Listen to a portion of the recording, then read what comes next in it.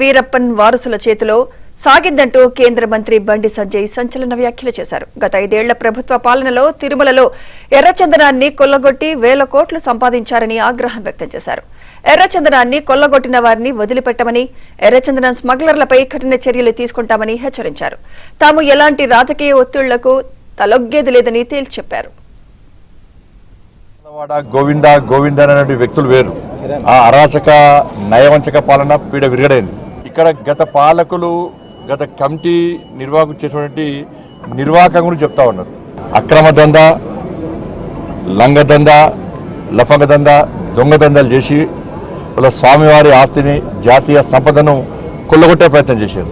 వాళ్ళ ఎర్రచందనం వీళ్ళంతా వీరప్పన్ వారసులు. అంతా కూడా వీరప్పన్ వారసుల చేతిలో మొన్నటి వరకు కూడా టీటీడీ ఉండే. స్వామివారి పవర్ ఎందుకు తెలుసు, స్వామివారి శక్తి ఎందుకు తెలుసు. సరే 10 సంవత్సరాలు వాళ్ళు ఆడింది ఆట, పాడిందే పాట కావచ్చు. ఇవాళ ఏమైంది పరిస్థితి?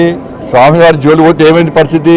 కాబట్టి ఎర్రచందనం పేరుతోని దొంగదందా చేస్తూ వేల కోట్ల రూపాయలు స్వామివారి ఆస్తిని, జాతీయ సంపదను దోచుకుంటూ వాళ్ళే ఇవాళ రాజకీయాలను శాసించే స్థాయికి వచ్చారు.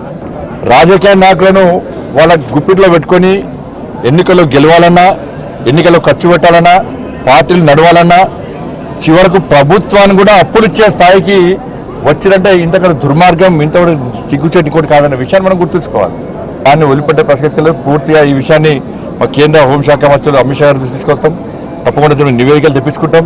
ఎర్రచందనం స్మగ్లింగ్ పేరుతోని స్వామివారి సంపదను, జాతీయ సంపదను ఎవరైతే దోచుకున్నారో, అక్రమ దందా చేశారో ఆ మూర్ఖులను వదిలిపెట్టే ప్రసక్తి లేదు. మా మీద ఏ రాజకీయ ఒత్తిడి ఉండదు.